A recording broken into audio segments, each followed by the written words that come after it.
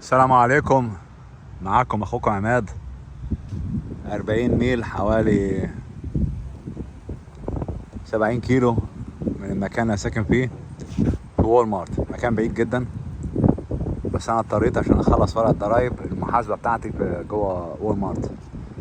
بتعامل معاها بقالي 7 سنين، بالتالي مضطر اروح لها. اوكي، قلت برضو فكره انا اعمل فيديو. انا عملت 3 فيديوهات في المحل ده. اوكي، ده الفيديو الثالث. المساحة بتاعت وول مارت هنا رهيبة جدا. طبعا دي غير متواجدة في أي أضخم تخين أو يعني كارفور ما عندوش المساحة دي. أوكي، المساحة أهم من المحل ذاته. تخيل لما وول مارت يعمل محل لازم المساحة تكون كذا فدان. يعني معرفش كام فدان دي، بس دي كتير. أنا ممكن أقول 6 فدان مثلا. أوكي، أو 5. اوكي، مساحة ضخمة يعني. اوكي، ودايما منمرينها. تركن العربية هنا. في واحد بقى يقول لي تركن العربية فين؟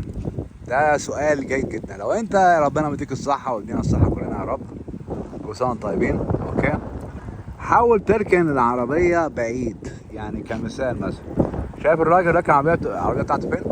التراك ده اللي هناك ده، ليه ركنه بعيد؟ لان احيانا العالم الحيوانات، يعني برضه احنا عندنا حيوانات برضه. اوكي، يستخدموا الشوبنج كارت ويرموها، تروح خبطه في عربيتك عامله اصابه. اوكي، وحلني بقى لما اتكلم التامين وتعمل كليم وتاخد حقك والكلام ده. عشان تتفادى الصداع ده كله، اوكي، حط العربيه بعيد. شايف الراجل عنده عربيه بيضه دي، حاططها كلها بعيد. تمام، التركات احيانا بتقعد هنا تاخد راحه. تمام، قانونيا من حقك تنام في العربيه جوه الباركن لات بتاعت وول مارت. البوليس ما يقدرش يمشيك قانونيا. عملوا بقى قانون في الولايه. اوكي، يعني ممكن الناس صاحب العربيه هنا تنام. اوكي، بالليل لما يقفلوا تاخد اذن، تقول لهم انا راكن العربيه بره عشان بس ما تحصلش مشاكل. اوكي، بس ده كله تعمله، بس لازم تاخد اذن يعني. اوكي، عشان ما يقولوش ايه العربيه دي. والتكنولوجيا داخله في وول مارت. وول مارت في الاول خالص من قيمه 7 سنين كان على شبه الافلاس. مبارك لما دخل امازون، وامازون عمل دليفري بالطيارات، وعمل فليت يعني اسطول عربيات يعمل دليفري، وعمل احيانا دليفري ببلاش الكلام ده. وول مارت قال لا، هنخش احنا بقى في اللعبه دي. هنعمل ايه؟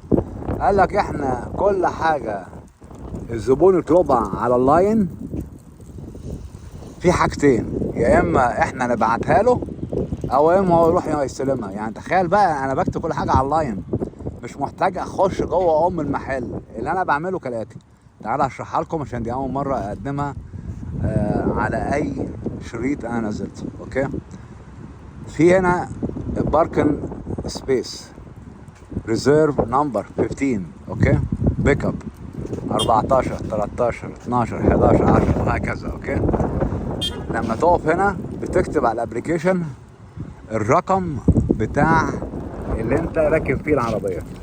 تمام، وفي كود معين بتدخله، انك انت اسمك كذا. انا اسمي عماد. اوكي، يبقى انا عماد جاي هنا اعمل بيك اب على رقم 13. واحد يقول لي الموقع ايه؟ الموقع بيتلقط عن طريق الجي بي اس، مش محتاج تكتب الموقع. تكنولوجيا بقى. الجي بي اس هنا حديثة.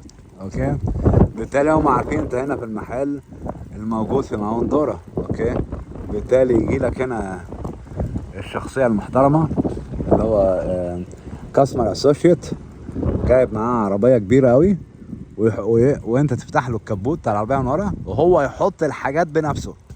خلي بالكم، هو انت قاعد في العربية تشرب سيجارة، تسمع مزيكا، تعمل عايز تعمله، يحط الحاجات في العربية، يقول لك سير وي ار دان. اوكي، يو ساين ان على الابلكيشن، واحيانا ما تعملش ساين.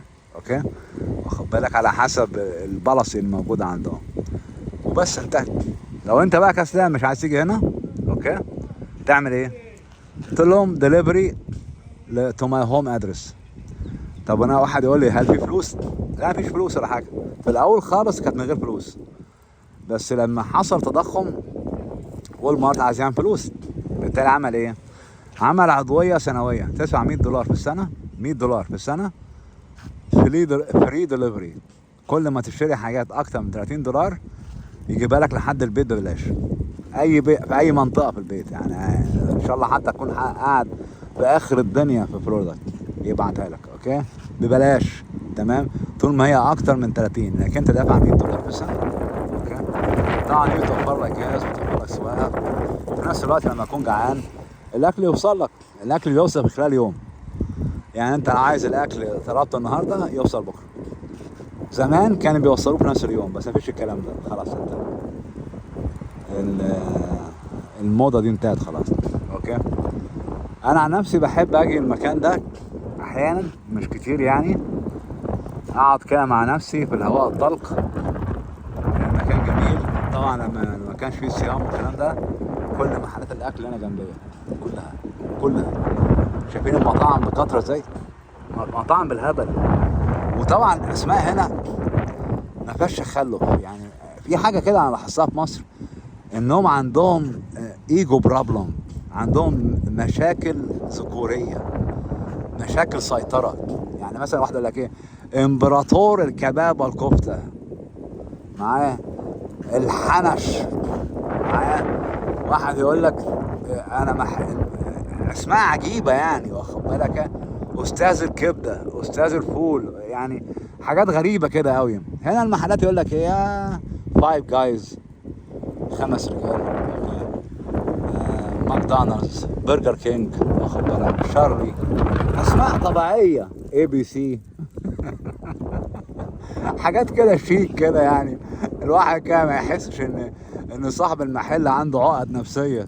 بس في مصر بقى يقعد يفخم في اسم المحل، وتخش على المحل تلاقي ايه، فنكوش، تلاقي المحل كله الاكل زباله. يعني من ناحيه الهيلث وايز، يعني من الناحيه الصحيه مش كويس. اوكي، اسعار غاليه جدا جدا جدا، غير الاسعار اللي هو بيحط عليها البضاعه من بره يبيعها اغلى من اسعار اللي حاططها على السعر بره. ودي كمان يسالك على البقشيش، مفيش الكلام ده هنا خالص. شفت بقى يعني الفرق ما بين شعب وشعب؟ تمام، بالتالي دي الميزه بتاعت امريكا، ان ما حدش هيسرقك، واخد بالك. في مصر يسرقوك عين عينك، يعني ما فيش قانون في مصر، ما فيش اي حد بينظم المواضيع في مصر، لان الشعب بيفكر في مصلحته بامانه. والله انا بتكلم عن اصحاب البيزنس يعني، اوكي، مش بتكلم عن الشعب كله يعني. اوكي، يعني اصحاب البيزنس بيفكروا في مصلحتهم بس فقط غير، ودايما فراعنه، يعني دايما فراعنه.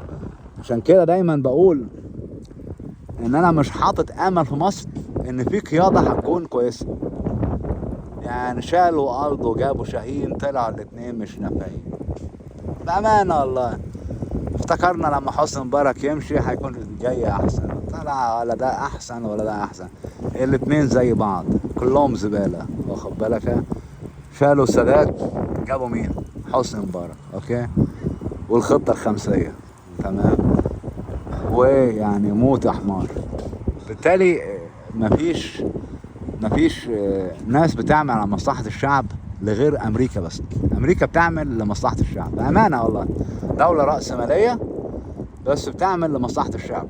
أولا موفرة مكان ليك تنام فيه في العربية أهو. يعني مشكلة النوم اتحلت يا رجالة، كل ما محتاجة عربية، واخد بالك. اهو الراجل قاعد اهو في العربية، انا اتحدى الراجل ده نايم جوه، واخد بالك، قاعد في العربية، مفيش حد يقول لك تلت 3 كام. اوكي، تشم هوا، تمام، تخش جوه عايز تاكل، الاكل هنا مش غالي قوي، يعني بكتير تصرف لك $5 تاكل، واخد بالك، انتهت.